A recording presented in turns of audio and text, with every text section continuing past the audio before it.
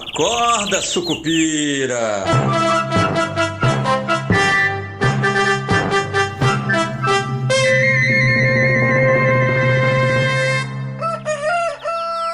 Bom dia, pessoal, sejam todos muito bem-vindos, sejam todas muito bem-vindas. Esse é o nosso Acorda Sucupira de sexta-feira, dia 18 de julho. Eu sou Rodrigo Oliveira e sextou num fim de semana meio morno, né? Essa sexta-feira não tem muitos dados econômicos, né? O principal dado econômico no exterior é o sentimento do consumidor, né? Que é aquele da Universidade de Michigan, que vai medir aí a expectativa para inflação, etc. e tal, mas é um número que não mexe muito o ponteiro, como o pessoal costuma dizer. Então a gente fica à mercê aí dessa confusão do IOF, né, que eu já vou falar um pouquinho sobre, e também dessa outra confusão das tarifas, né? Depois que ontem o Lula resolveu aumentar um pouquinho a temperatura na discussão, né? Deu uma entrevista na CNN Internacional repetindo aquela história de que o mundo não precisa de um imperador, que o Trump não foi eleito para ser o imperador do mundo. A Casa Branca respondeu, né, dizendo que o Trump não é o imperador do mundo, nem nunca quis ser, foi eleito para defender os interesses americanos, e é isso que ele está fazendo, além de ser o líder do mundo livre, que é um recado para essa acusação, né, que casa com essa acusação que o Trump faz contra o Brasil, de que a gente está tendo um cerceamento de liberdades e etc. e tal. O Trump, inclusive, divulgou uma nova carta ontem, falando sobre Bolsonaro, sobre o que ele chama de ser uma perseguição contra o Bolsonaro, e mostrou, né, e fala, inclusive, que as tarifas, um dos motivos para as tarifas é exatamente esse, o político, e aí divide um pouco mais aquela atenção que o pessoal estava dando para seção 301 lá do USTR, que é uma espécie de Ministério do Comércio Exterior americano, que está investigando o Brasil por práticas que seriam prejudiciais aos Estados Unidos. A gente falou sobre isso ontem na live, né? Tem o PIX, né? Que seria... É estranho, o PIX entrou meio de graça nessa conversa, mas tem problema de desmatamento ilegal, patentes, pirataria.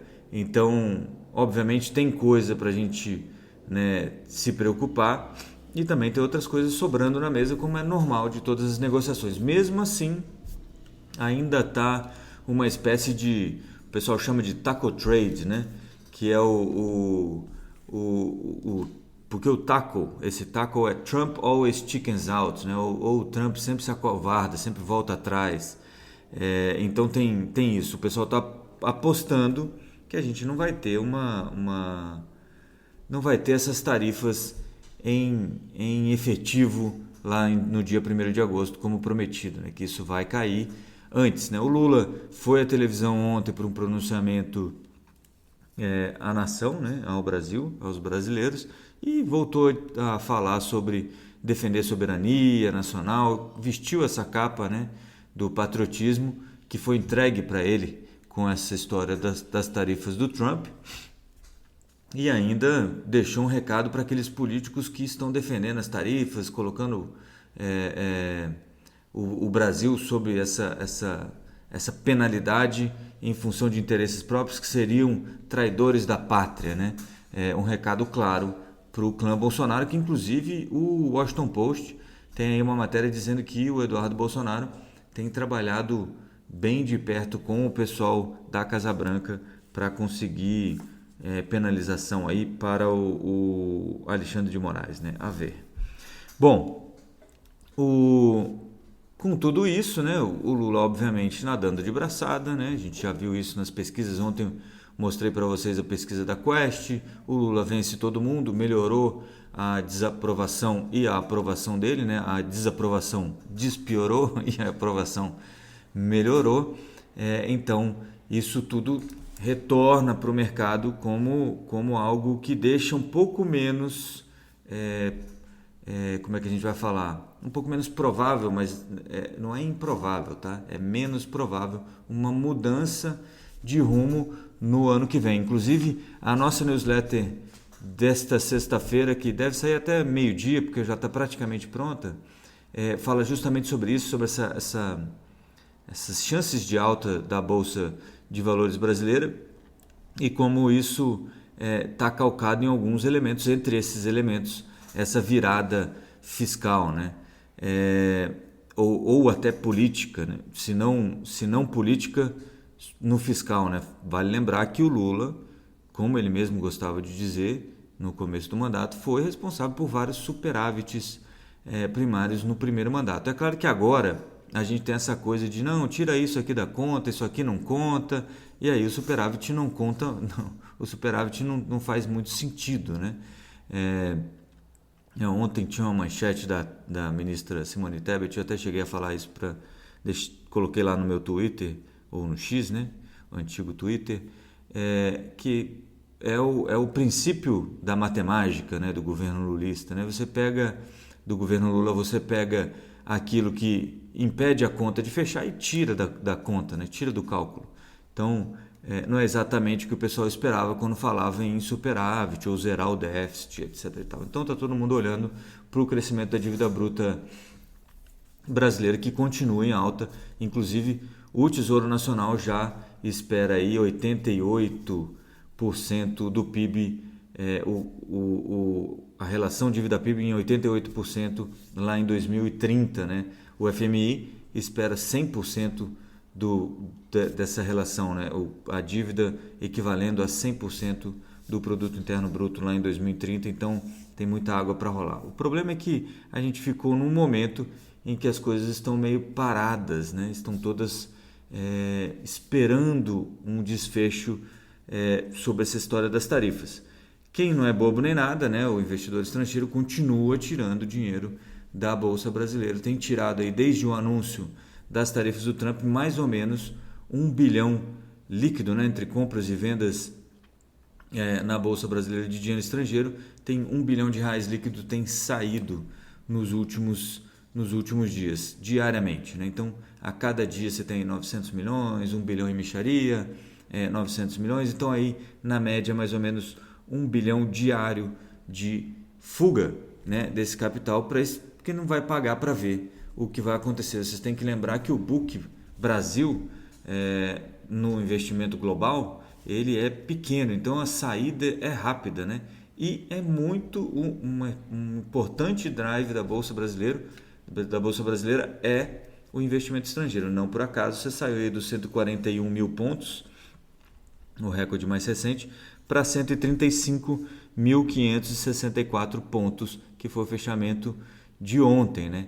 Então você tem a Bolsa, né, subiu ontem, ficou mais ou menos, tem ficado mais parada, né? 0,04% de alta, mas teve esse desconto aí que a gente viu nos últimos dias, que tem muito a ver com a saída desse capital estrangeiro, né? Que parece estar dando uma estancada nos últimos 2 dias. Esse número de saída de 1 bilhão de reais é até o dia 15, né? Ele tem um atraso aí de 2 dias, que a B3 libera, mas ele indica um movimento que foi um movimento de, olha, vamos sair e esperar para ver o que acontece. Junto com isso, a gente tem um pouco dessa confusão com o IOF, né? Porque o que diz o Alexandre de Moraes na definição dele? Olha, o SIOF, do jeito que foi concedido aqui no STF, vale a partir do dia 11 de julho. Então, ele seria retroativo até 11 de julho. Aí a Receita saiu ontem à tarde falando, olha, as instituições que cobrariam isso, né, as instituições financeiras que seriam os entes de arrecadação, digamos assim, não precisam fazer isso, tá? Não vai ser feito desse jeito. E quanto ao contribuinte, aquela pessoa que fez a operação e está devendo o IOF, em teoria pelo menos, a Receita vai tentar ver como fazer essa cobrança, né? E, além disso, também como é que vai devolver o IOF das cobranças realizadas sob o risco sacado, né? Que caiu com a decisão do ministro Alexandre de Moraes. Então, o que a gente tem agora é muita confusão, muita fumaça, muita dificuldade de enxergar como a gente vai sair desse imbróglio, mas é aquilo que eu sempre digo, o Brasil sempre arranja um jeito de escapar desse tipo de coisa. Então, Hoje é um dia que deve ser um pouco mais, pode ser um pouco mais volátil porque tem vencimento de opções, mas é um dia onde não se deve tomar decisões muito importantes porque não tem nada muito claro sobre o que vai acontecer. O que parece é que essa conversa sobre tarifas está um pouco mais complicada do que inicialmente era visível, mas lembrando que sempre o Trump adota essa postura do negociador maluco, né? Para deixar a contraparte sem saber muito bem onde pisar. O Alckmin, né, naquela comissão que está estudando o que o Brasil vai fazer em resposta às tarifas do Trump, continua ouvindo o setor produtivo e continua ouvindo do setor produtivo que a melhor opção é esgotar as negociações, esgotar as vias de negociação antes de tomar medidas mais drásticas, como poderia ser uma tarifa recíproca brasileira, né? Até porque o Trump pode aumentar ainda mais as tarifas para o Brasil e isso seria muitíssimo mais prejudicial para o Brasil do que é para os Estados Unidos. Então a gente está mais ou menos nisso. Não esqueçam, mais para o meio do dia sai a nossa newsletter de Esquina Sucupira lá no Substack, então esquinasucupira.substack.com. Quem ainda não está inscrito lá, inscreva-se aí, você tem acesso à nossa newsletter lá no Substack, beleza? Eu vejo vocês então na semana que vem. Bom fim de semana a todos, bons negócios e avante Sucupira! Acorda, Sucupira!